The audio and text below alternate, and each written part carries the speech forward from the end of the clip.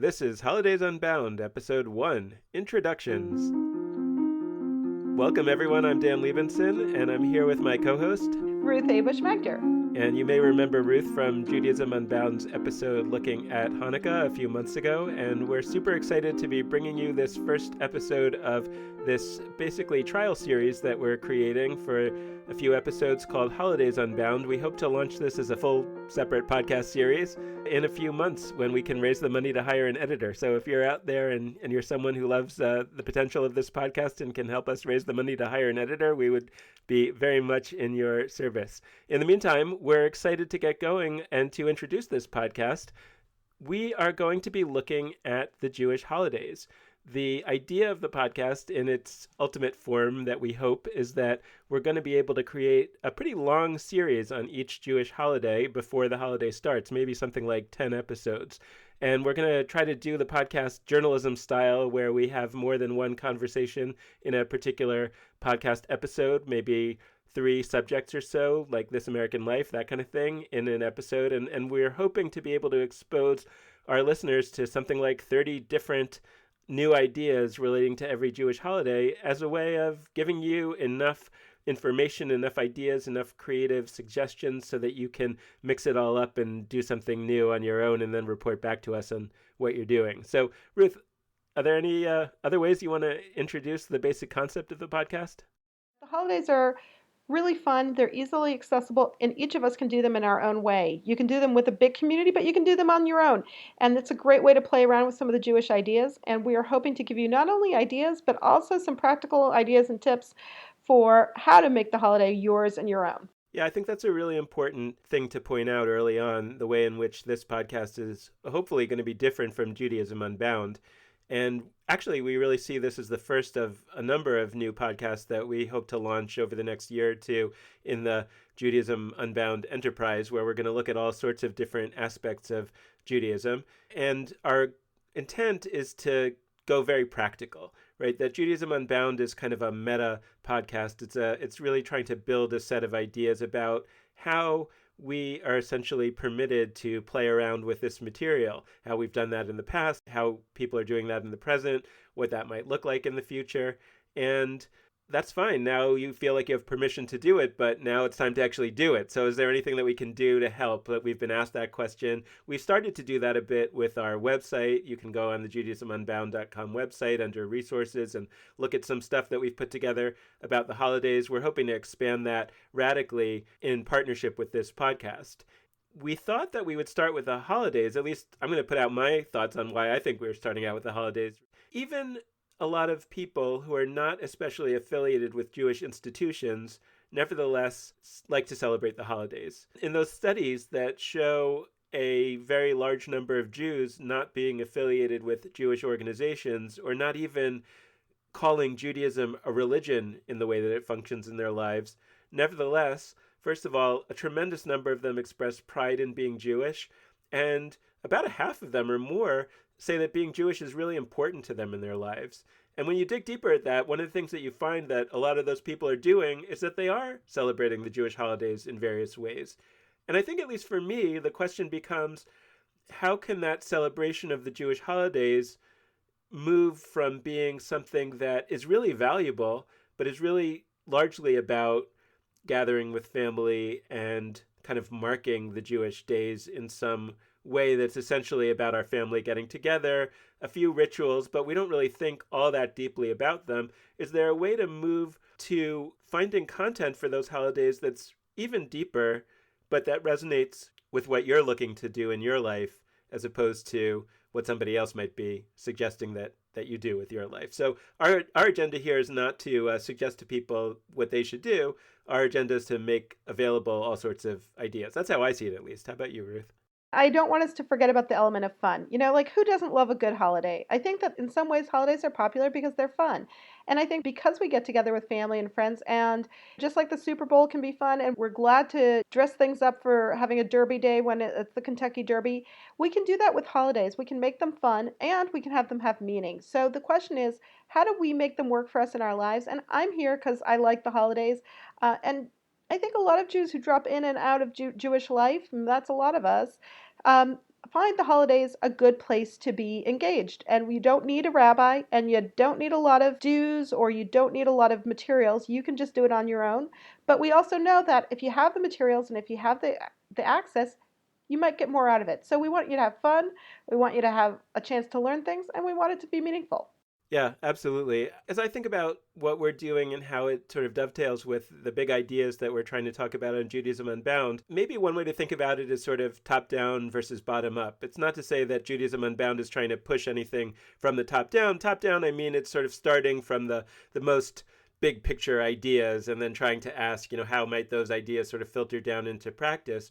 But I think an equally powerful and exciting way that a new approach to living Jewishly might come about is simply by people just doing stuff in their lives. And yeah, I think that that's an important distinction that we made when I sort of talked about, could we figure out some more meaningful rituals for the holidays in different ways? And then you brought in the idea of, well, can we just have fun? I think we both agree that both are important. But ultimately, I think that what we both have is this excitement about trusting the experience of people who are doing this stuff on the ground. And I guess that I would say that really what I just hope happens is that many, many, many more experiments start getting run on the ground as a result of people listening to what they listen to here. And that based on people just doing all kinds of different things and then telling each other about what they're doing, and then that just sort of bubbling up into other people saying, oh yeah, I want to try that too. That over time, that might cohere into a new set of ideas. And I do want to just also note that holidays is where we're starting in terms of our Judaism Unbound enterprise, but ultimately we want to get into all the different aspects of what a Jewish life might be made out of. And we really just are starting with holidays because we think that's probably where people are already mucking around with it. And like I said, I just love them. Yep. They're fun, and I think that we're just at the beginning of this enterprise. And if we can make this work, we're going to be relying on you, our listener, for your ideas of what works best for you.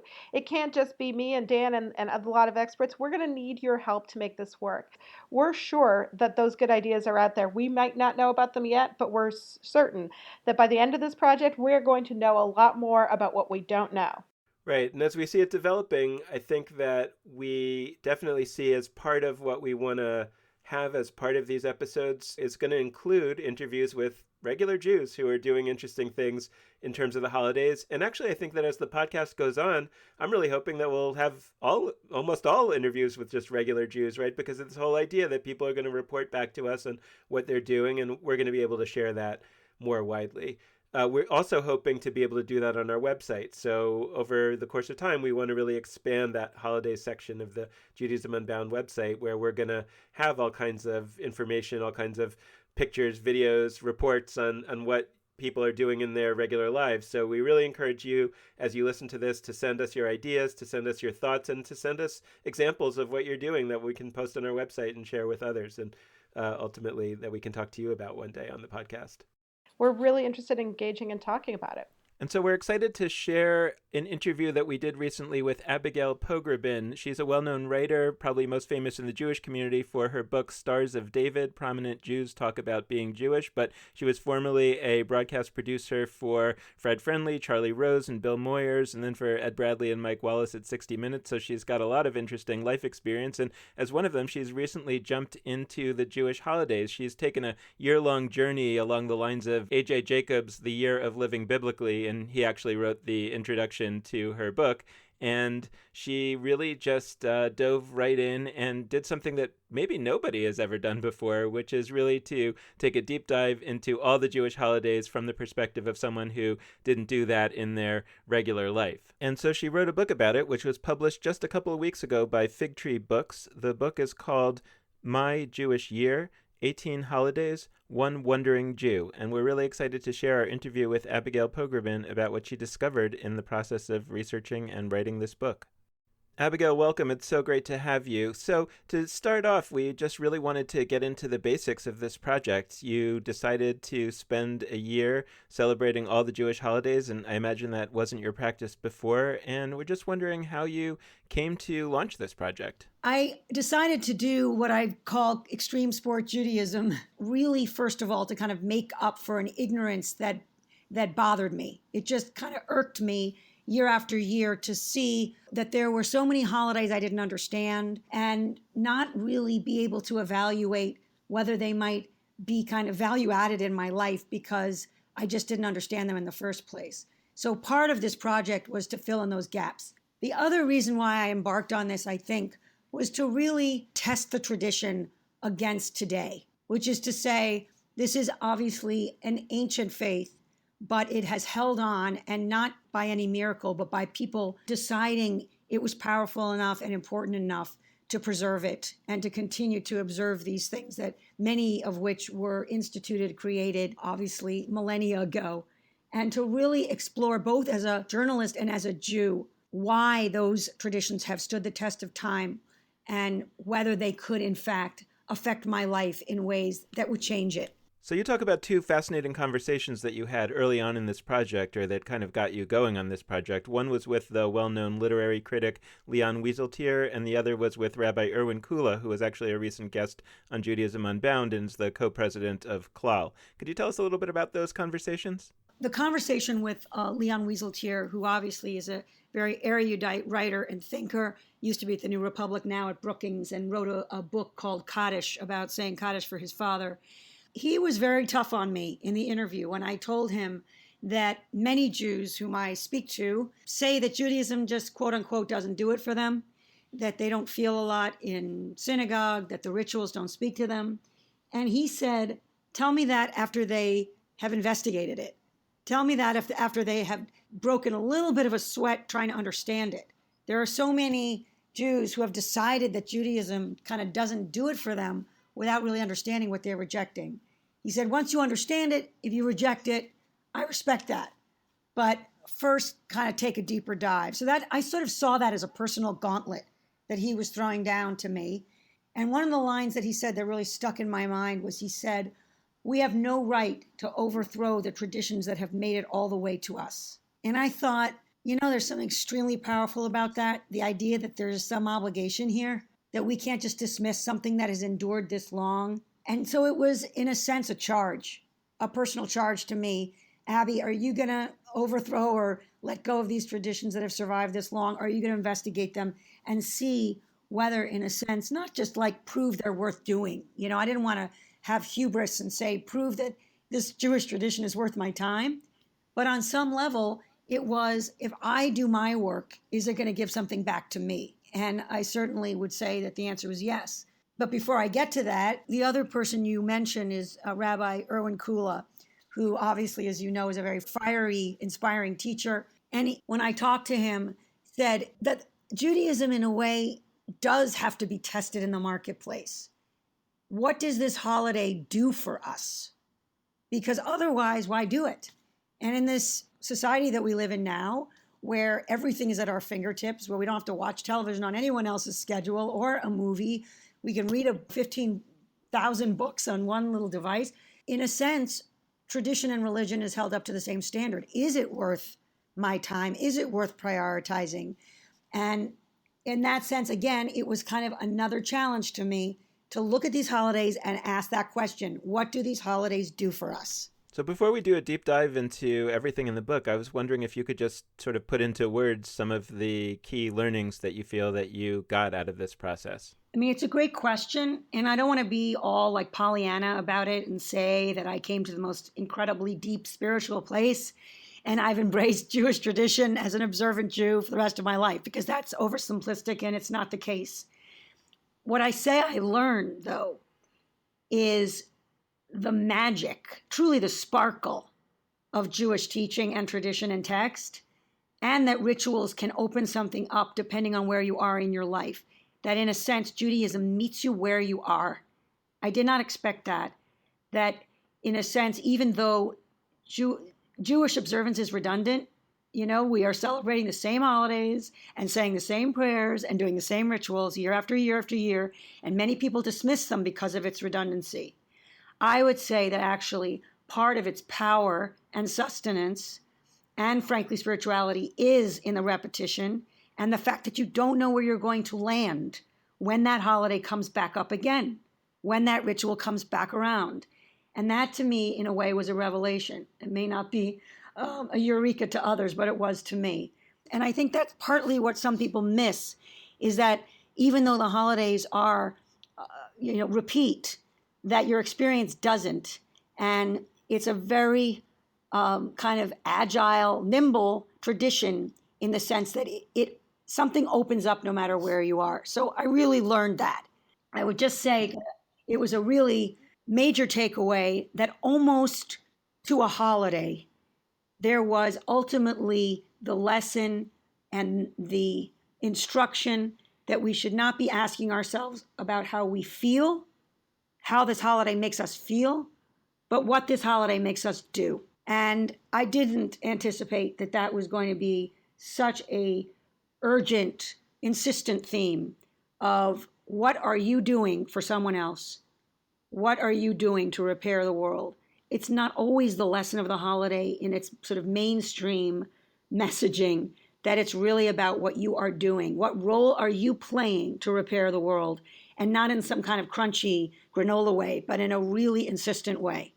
You are here because you're supposed to participate, contribute, and repair, even if you can't fix it at the end of the day. And when you say that, I'm wondering if that's what you experienced as the way that people are living these holidays and are thinking about these holidays, or is it that what you saw was a potentiality in these holidays, an original intent that may or may not actually be the way that people are experiencing them today, even those who observe them fully in a traditional way?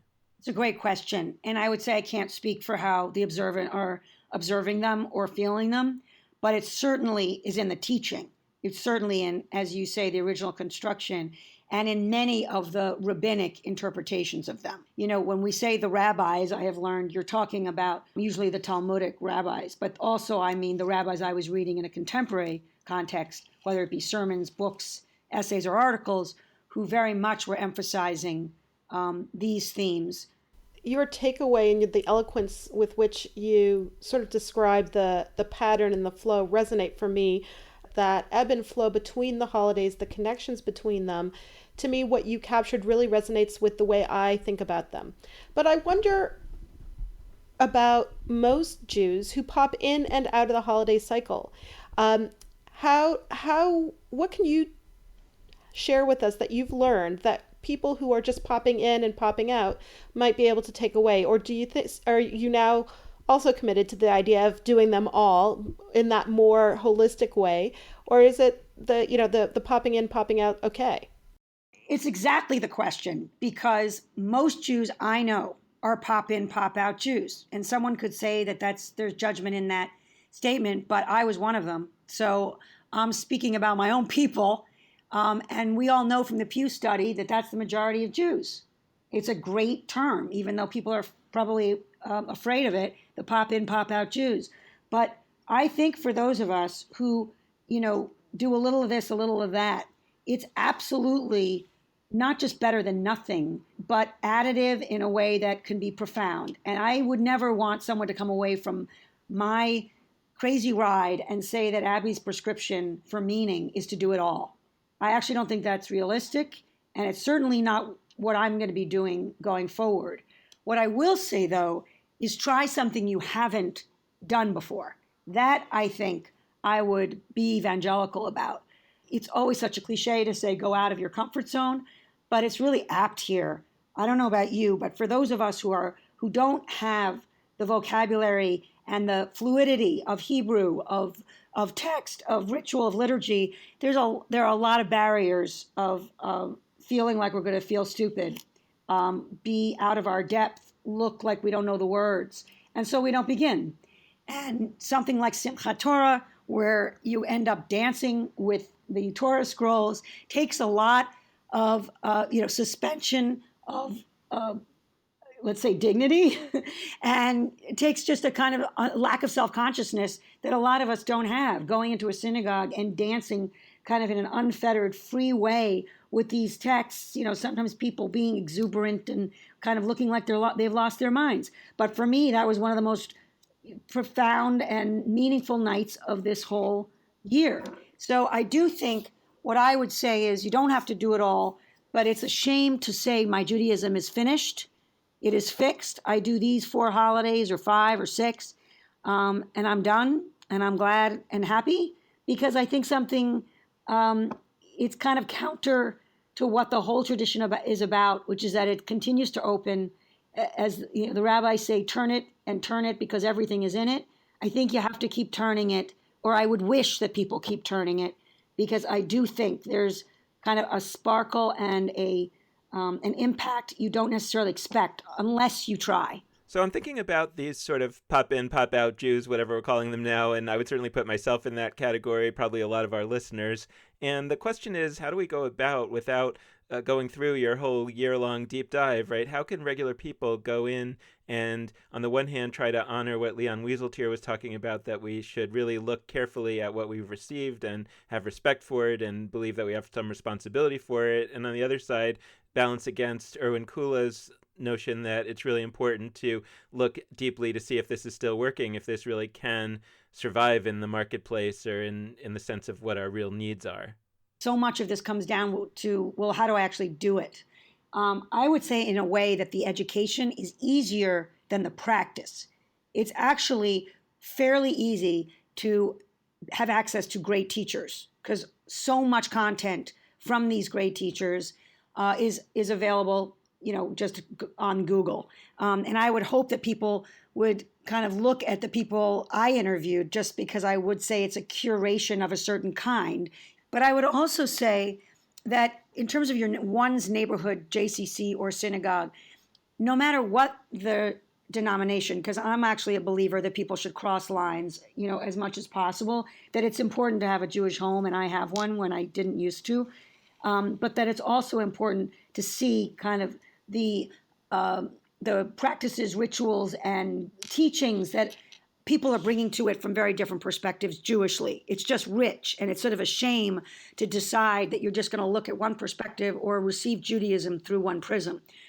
So, going to your local synagogue sounds kind of cheesy, but going online and seeing what they're doing for, I'm looking through the holidays here. So what are they doing on Sukkot? I had never shaken lulav and ekdrog, and I would be hard-pressed to teach someone because it was so complicated to me. But see what it's like with your kids or by yourself to, take those two objects you've never held before, if you haven't, and shake them in 6 directions and ask the rabbi why we're doing it. So, it sounds a little Sesame Street maybe, but to me, it is very much in the action of doing these things, of taking that baby step and saying, I don't know what will happen to me, but I'm going to do this. It's like many rabbis teach, obviously, just light the candles Friday night. I'm not saying that you even have to know all the prayers, know the blessings, but light the candles. For me, lighting Shabbat candles or Hanukkah candles, the menorah, by itself has power, but you kind of don't know it till you do it. So that's kind of what I would say is you got to do a little bit of digging, but it's there to be had. And by the way, if you go to something awful, and I did sometimes go to things that were terrible, where someone was singing really bad folk songs or there was really bad kind of Jewish theater, we have to be honest about that and have a sense of humor about it and say it's not all going to be great, but that doesn't mean I'm not going to go back and try something else. In terms of that feeling of that urgency, I think that one of the things that was compelling to me about your writing was how the ritual helps instill that sense of urgency about the world itself and heightens your sense of what is out there. A lot of people feel that urgency by looking at the homeless people in the streets.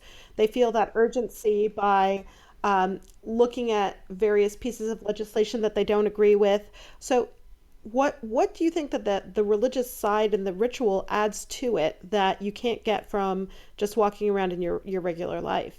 You certainly don't need Judaism to feel an urgency for action, for participation, for contribution, or a sense of what's my role in the world. But I do think there is some kind of undergirding or scaffolding about what we've inherited that kind of gives it a framework. So it's in a way a bit of a roadmap for how to find meaning in one's life and to find one's purpose. And I'm the first person to roll my eyes at those words. What's my purpose? Isn't there kind of hubris in thinking we all have a purpose? But there is something that changed for me in the idea that my inheritance demands it. And so I would just say that in some way it's directional, that it kind of gives you, it points to the road that we should be on, however we want to interpret that road to be. And I certainly think that's a universal kind of impulse, is to find one's, how are we going to put our stamp on the world, and how are we going to leave our mark? And it's not just about putting our name on something, but about knowing that we made a difference in someone's life in a very personal way, or in a larger kind of organizational way or societal way.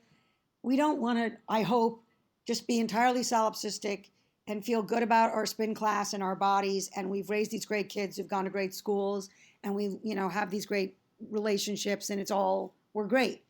There's got to be something that we're also doing for someone else to lift up someone else out of their struggle or suffering. And how do we kind of frame that? I think Judaism gives you a frame, and it also kind of gives you a push. Yom Kippur is often a little bit of a punch that clock. I have done my penance. I have fasted if you fast, and it really sucks not to eat. So I kind of feel like I've suffered, and I've gone to synagogue for at least a couple hours, if not the whole day. And I punched the clock. I did my part. And it's not that people are not, I don't want to dismiss what people are feeling on Yom Kippur, but I would venture to say that a vast number of our pop-in, pop-out Jews, the Jews who kind of do a little bit of this and a little bit of that, are not necessarily getting kind of the stepping back, larger impact or picture of what we are supposed to be getting our heads around on Yom Kippur, on the high holidays. And that is, to me, that you could die in the next year. That's just a fact. It's not maudlin. It's not to terrify you. I wouldn't tell my kids that when they were younger. But that's what this holiday is supposed to focus your head on. You might not get another year.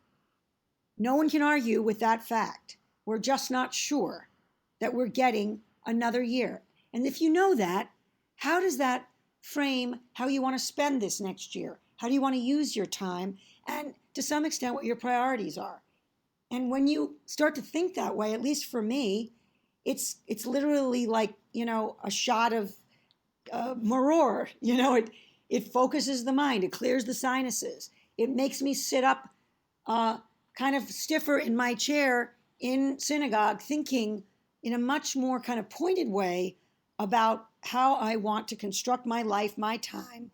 And we sometimes don't step back and say, wait a second, there's a lot more at stake here. That doesn't mean we have to live like we're dying every day, but I do think it's worth actually thinking about that more often than just on Yom Kippur. And this kind of learning definitely affected my daily life, for no question. That idea about how you're thinking about Yom Kippur puts me in the mind of what I call the Joseph Campbell dimension of these things, right? The idea that these kind of holidays and other observances and mythology and religion all have these deep psychological capacities and this deep psychological power. And I'm wondering if there was anything in what you experienced that kind of gave you insight into how people might still be able to tap into that deep psychological, mythological power if they don't necessarily accept all the theological predicates that were the original predicates around which these holidays were built. Yeah, I think we have to be really honest about how, for many people, God is an obstacle, prayer is an obstacle. The, again, kind of trappings, and I don't say that negatively, the constructs, the requirements. Judaism is extremely demanding in its infrastructure and recipe, but it's also faith. People don't have faith. But I didn't feel like faith was required for this year, either to explore these traditions, these holidays, or to derive great meaning from them. So I think your question is exactly right. It's not what I was testing particularly, whether one needs faith for these things to come alive. But I think one of the virtues of Judaism, that faith is not a requirement to make it come to life or to make it actually add sparkle and joy and depth to your life. And I say that because if you are someone who celebrates Hanukkah, there are so many dimensions to that holiday that can, I think, enrich your thinking, your life with your kids, or your experience of the holiday season without necessarily believing in God. And what a missed kind of opportunity to enjoy all of those gifts if you are saying, well, I'm not going to do them because I actually am not a believer. I think that all of these iterations are worth exploring for people who, before they dismiss the whole of it, like at least look at what's out there because so much is, and then tell me that none of it speaks to you.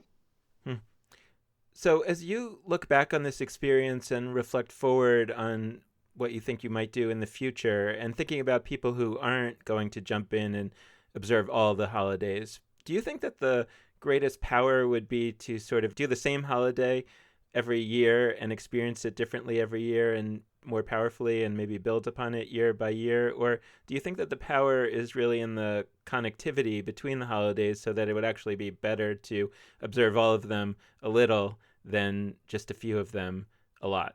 I mean, you kind of just gave me an idea, which is, I think, even for me, I'm still daunted by that question of, do I have to do it all to kind of be authentic to this journey I took? And in a way, it makes me think I should just choose a few and stick with them that I've added to my life. It's actually, I mean, I say this genuinely, I think that's kind of a really good approach that I haven't thought of. For me, it has been a little harder to kind of figure out what I want to stick with. And so sometimes I've abandoned more than I've held on to in just the 2 years since I did this. But what I would say is, to your point about how they all connect, that was a revelation to me. And I would say many Jews have the same kind of lack of appreciation of how logical and intentional these holidays are that come one after another, particularly in the fall when you get one every 5 seconds. And it was, truly a challenge to keep up. I used to think that they were kind of random, that Sukkot was a complete non sequitur to Yom Kippur. Why are we suddenly building this like quaint hut with these wreaths, garlands of fruit and gourds and all these things after we've been in synagogue all day? I thought that was just kind of thrown in there. Now I understand how connected those two holidays are. And even something like front loading the holidays to the summer. I thought everything started on Rosh Hashanah. Now I understand it starts in the summer. Atonement is supposed to start 30 days before we get to Atonement, the big day of Atonement, the mother lode of Atonement on Yom Kippur. All of those things, understanding that this is a marathon, not a sprint, that these are interwoven in a way that is kind of, I think, brilliant, to me, completely changed the year. And that is lasting. Whatever I actually celebrate or choose not to celebrate, that is something that will stick with me forever. And it gives it meaning by itself, because I think a lot of Jews feel like, oh, this is so random, disconnected, and arbitrary. Why do any of it? And when you kind of see that it's not, that there was a thinking here, a design. Judaism is by design, and the design in itself, to me, brings it alive. Do you have a favorite Jewish holiday? I mean, it's still Passover, which is a little bit disappointing because that's obviously one of the most popular.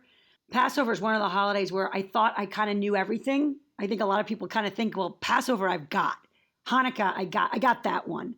And both of those were ones that kind of revealed themselves to me in new ways.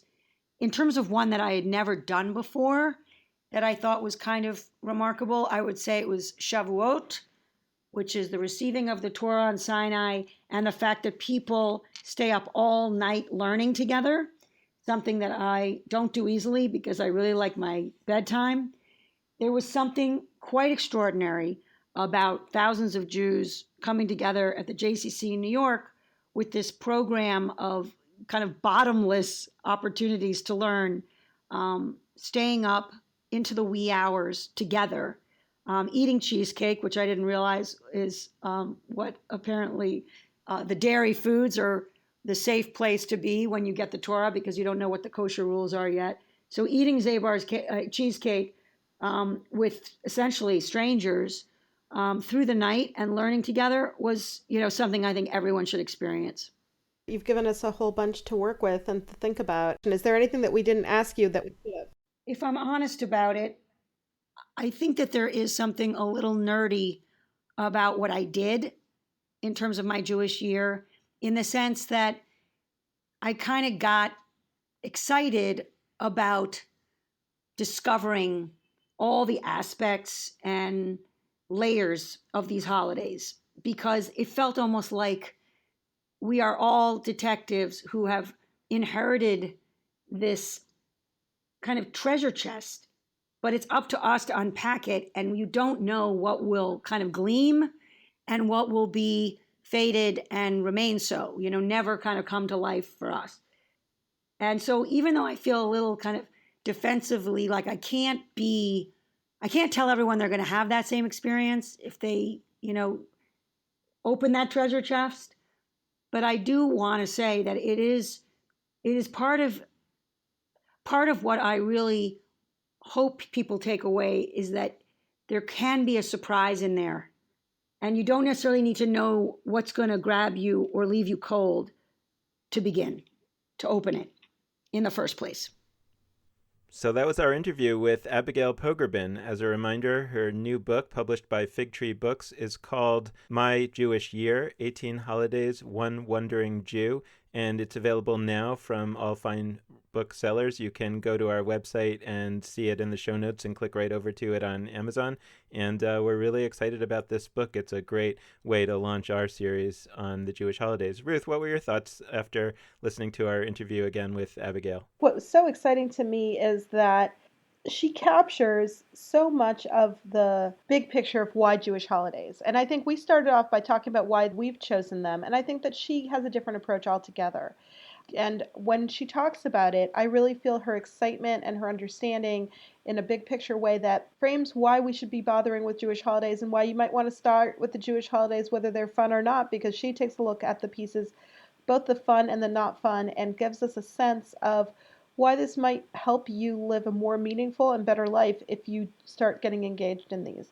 And she's really clear that you don't have to be an all or nothing person. You don't have to do everything the way she did. But there's a lot to be gained from this. And that was really exciting to me about talking with her. Yeah, what I really love about the project itself, her book and a lot of these analogous projects, is that it's really just a regular person, more or less. I mean, she's not a regular person. She is a regular person who used to be a producer on 60 Minutes and has written some other great books, but she's not a Jewish leader certified in some kind of school type of way. She's a regular person who, in terms of the way she thinks about Judaism, I think she thinks about it in a similar way to many, many other regular Jews. She makes so many good points about how we can really get into the holidays and why this set of practices can be meaningful and helpful. One of the things that I think that still makes me wonder and is an issue for me is how much do you need to know to get something out of this? And I think that that's a question that I really wonder and I struggle with. As somebody who's got a lot of Jewish education, I see the meaning and the value. But is the need to get all that knowledge and understanding, but if you don't have that, can you still jump in and get something out of it? And I think that that's something I'm still struggling with. Yeah, I mean, the way that I think about this kind of question is really using kind of two frames that I think we've talked about somewhat on the Judaism Unbound podcast. One is thinking about the acquisition of knowledge about the holidays, let's say, or any other topic. I think that we should look at it, at least at a starting point, we should look at it as limited in its impact, meaning we should think about, well, this is what these holidays have been in the past. And just because they have been that way in the past doesn't mean that they have to be that way in the future. Once we recognize that these holidays have changed a lot over time, they have changed in terms of refining things and adding things, but they've also changed in terms of taking things away or de-emphasizing things. They've changed in all sorts of different ways. And once we recognize that 2,000 years ago, when they would have learned, here's what Passover is, it turns out that that way Passover was for them in their past is nothing like Passover is today in our present. So if that's the case, then the question becomes, what am I trying to learn when I go back and I learn what this holiday has been in the past, or what does it look like in various contexts or in the traditional context in terms of looking at what we've inherited at our own time? What is the importance of that? And, I'd at least want to put it out there as that it gives you two things. I think it gives you gives you a lot of raw material that you can remix. And it also gives you the possibility of understanding something really deep that whoever architected that holiday, whether it was a person or just time, but that somehow what stood the test of time was because it accomplished a certain thing in people's lives, or a certain set of things. And so we shouldn't just reject it out of hand. We should first try to understand what it was trying to accomplish and ask ourselves whether it's still able to accomplish that now in the current configuration. And I would at least put out there as a possibility that getting at the true purpose of a given holiday may be more successfully done by changing some of its practices, or changing some of its concepts or its rituals or whatever it might be, and by actually just playing it out the exactly traditional way may lose the actual purpose of the holiday. Usually we get a little stuck in our boxes and say, well, this is the way we've always done it. And the way we've always done it might be just the way you always did it at your house growing up. So it's maybe the always has only been the last 50 years. But maybe the way we've always done it is 100 years old. It's hard to know. By listening and talking to different people, I myself, in the process of making this podcast, in the process of talking to Abigail, got a sense of different ways of thinking about things I thought I knew, but I didn't know. And so there's a lot of different ways to think about it, and maybe that'll get you going on a new direction. Yeah, and the other concept that we've developed in Judaism Unbound that I think is relevant here is this idea of the chutzpah versus knowledge curve. Basically, for our purposes, the point that I want to make here is that in order to reinvent and infuse new meaning, new possibilities into this stuff, you have to kind of have chutzpah. You have to have a little bit of audacity, a little bit of boldness, of daring to say, hey, my voice matters in this 2,000-3,000-year-old tradition, right? I mean, I have the right to make some tweaks to it, and some maybe bigger than tweaks. That does require some chutzpah. And we need more of that chutzpah, because if we don't have it, my hypothesis is that for many people, this stuff isn't going to last, because it needs to be done differently in certain ways, and in certain ways not. But if we don't have the willingness to do some things differently, a lot of people are going to say it's not for me. And the question is, where does knowledge fit into that? And I think that there's an extent to which knowledge is helpful in having that chutzpah, right? Because if I have knowledge that this has changed many times before, then that actually helps me have more chutzpah, that I can say, well, then why can't it change again? So there's certain knowledge that's really helpful to chutzpah. There's also more knowledge that's helpful to chutzpah, which says, like, yeah, now I've really deep dived into this raw material and I have a lot of ideas, so I'm going to start playing with these. But there's also a possibility that sometimes there's too much knowledge. And I think too much knowledge comes in two possible places, at least in my mind. One is that you learn so much and you realize it's so overwhelming. There's just so much here. I mean, there's literally thousands of years of accumulated stuff here. How can I even wrap my mind around it enough to do anything that I feel is halfway authentic? That's a fear that I think a lot of people have the more knowledge they get. And then there's also a kind of knowledge that says, this is something that we have to preserve. It's lasted for 2,000, 3,000, 4,000 years. And, what if you make this tweak and the whole thing falls apart, right? This fear that's, how can I do this responsibly? And I think a lot of people get hung up on that. So I think that there's this middle ground that hopefully we can somehow find that says, we don't want to be a know-nothing movement. You should know a lot. There's a lot of knowledge. Knowledge can be helpful in all this. And at the same time, knowledge shouldn't paralyze us. And that's really what I'm excited about exploring on this podcast and beyond. Sometimes I think the all or nothing approach really doesn't serve our tradition well, because a lot of times when we say to people, you got to do it all, they choose to do nothing. And I think that there's a lot of space to do some pieces, and figuring out what pieces are going to be meaningful and relevant and what pieces are interesting helps you choose which ones to do.